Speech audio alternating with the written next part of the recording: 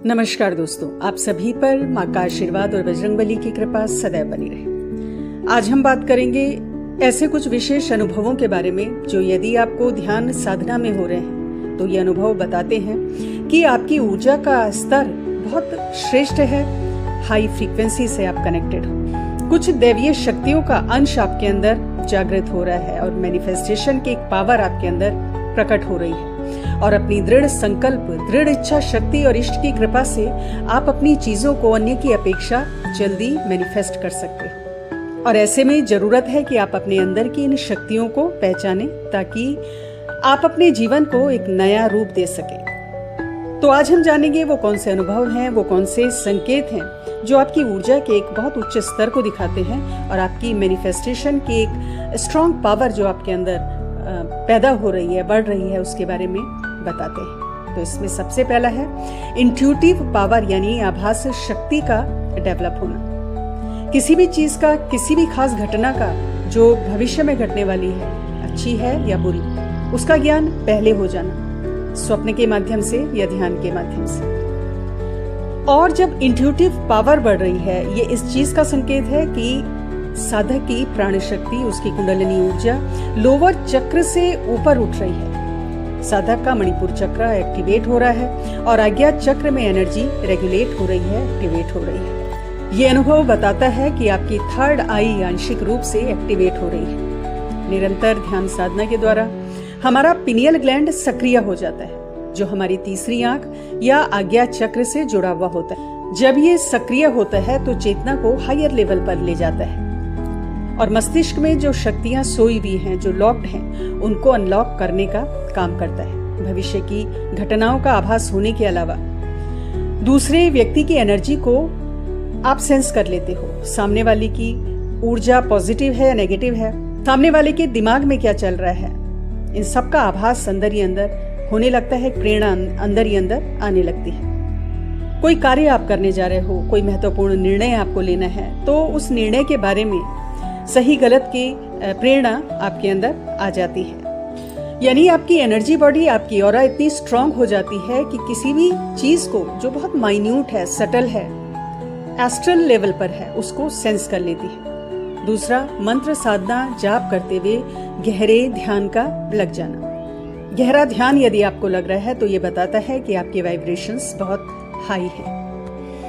जब आप meditative state में जाने की कोशिश करते हो, चाहे किसी भी माध्यम से, मंत्र साधना के द्वारा या किसी भी ध्यान विधि के द्वारा, लेकिन जब तक ध्यान लग नहीं रहा है, फोकस नहीं हो रहा है, फिजिकली आप अपने आसपास की चीजों के लिए अवेयर होते हो, आपके 5 सेंसेस अवेयर हैं।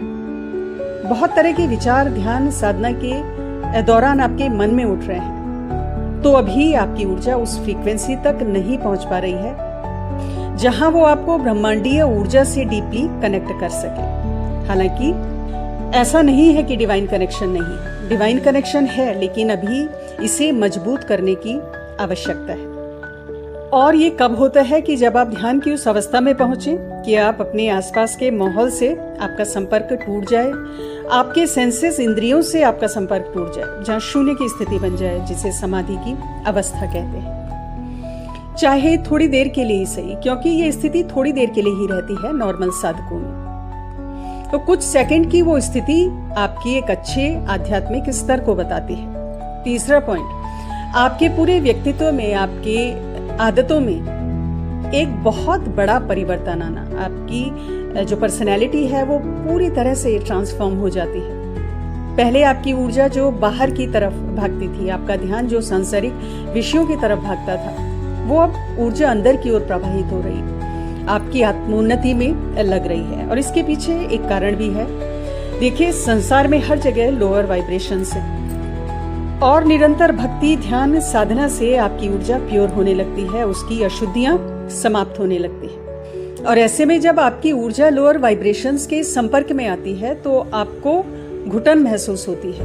किसी भी लोअर वाइब्रेशन को, किसी भी नेगेटिविटी को आपकी ऊर्जा बहुत जल्दी सेंस कर लेती है, क्योंकि बहुत सेंसिटिव हो जाती है, नेगेटिव इफेक्ट को ज्यादा अनुभव करेगी। और इसीलिए सांसारिक विषयों में अधिक लोगों के संपर्क में आने से आपको कंफर्टेबल महसूस नहीं होगा, क्योंकि आपकी एनर्जी उनसे मैच नहीं कर रही है। एकांत में अब आप ज्यादा खुश रहते हो, अकेले होकर भी आप अकेला नहीं महसूस करते, क्योंकि अपने इष्ट के आसपास होने का एक अनुभव, उनकी ऊर्जा का अनुभव आप हर समय कर रहे होते हो। बजाय गॉसिप्स करने के, एकांत में बैठकर भगवान का चिंतन ध्यान करना या अच्छा साहित्य पढ़ना, ईश्वर से रिलेटेड साहित्य का पढ़ना, इस तरह की आदतें आपके अंदर विकसित होने लगती हैं। इस तरह का झुकाव आपका हो जाता है। और जितना ज्यादा आपकी ऊर्जा बाहरी संपर्क से कटेगी, जितना ज्यादा आप अपनी ऊर्जा को क्षीण होने से रोकोगे, उसको सुरक्षित रखोगे, मैनिफेस्टेशन की पावर उतना ज्यादा बढ़ेगी, उतना ज्यादा वर्क करेगी। चौथा पॉइंट कि दूसरों के प्रति जो आपके भाव हैं वो आपकी स्पिरिचुअल ग्रोथ को दिखाते हैं कि किस लेवल पर आप हो। दूसरों के प्रति प्रेम और स्नेह का भाव यदि रहता है, किसी के लिए भी नकारात्मक विचार ज्यादा देर तक आपके मन में नहीं टिकते। अगर आपको ये सेंस है, ये अवेयरनेस है कि अगर जीवन में कुछ गलत हो रहा है तो धैर्य रखो, बार बार कंप्लेन नहीं करते, सुख दुख ज्यादा प्रभावित नहीं करते और सब कुछ इष्ट के चरणों में आप समर्पित करते हो, अपने इष्ट पर भरोसा रखते हो, तो ये भी आपके ध्यान साधना की बहुत उच्च स्थिति को दिखाता है।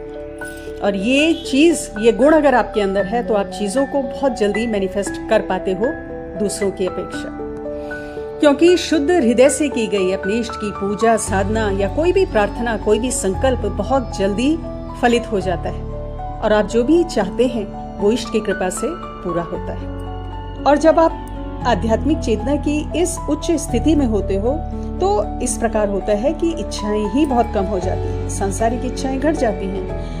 कई लोगों की इच्छाएं बिल्कुल शून्य हो जाती हैं, क्योंकि इस स्थिति में एक्सेप्टेंस बढ़ जाती है, रिसेप्टिव हो जाते हो, जो जीवन में हो रहा है उसे एज इट इज स्वीकार करते हो, अपनी इच्छा प्रभु के आगे नहीं रखते, हर चीज में प्रभु की इच्छा है, इस तथ्य को स्वीकार करते हो। तो अगर आपको लग रहा है कि आपकी प्रार्थना भगवान नहीं सुन रहे हैं, बहुत पूजा पाठ मंत्र जाप आदि करने के बाद भी मां नहीं सुन रही हैं, तो निराश ना हो, बल्कि और अधिक इच्छा शक्ति के संग और पूरे विश्वास के संग जो आप नित्य पूजा, साधना, ध्यान कर रहे हैं वो करते रहें। अपनी ऊर्जा को बाहर की चीजों में, गॉसिप्स में व्यर्थ ना होने दें, उसे प्रिजर्व करें, सुरक्षित रखें, अपनी आत्मोन्नति के लिए उसका प्रयोग करें।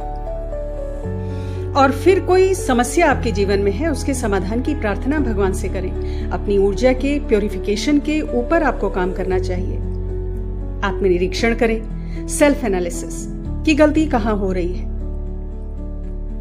और फिर जब आप आत्मनिरीक्षण करेंगे, अपने ऊपर ध्यान लगाएंगे, तो समझ में आ जाएगा कि गलती आपने कहाँ की। अपनी उस गलती को सुधारें। हमेशा याद रखें कि आपको वही वापस मिल रहा है जो आपने इस ब्रह्मांड को, इस प्रकृति को दिया है। ईश्वर किसी को कम या ज्यादा नहीं देते। हर व्यक्ति के कर्मों के आधार पर चीजें जीवन में घटित होती हैं। तो आज की वीडियो में इतना ही दोस्तों। अगली वीडियो में बहुत जल्द मिलती हूँ। तब तक के लिए अपना ध्यान रखें, स्वस्थ रहें, खुश रहें, मस्त रहें। जय माता दी, जय बजरंग बली।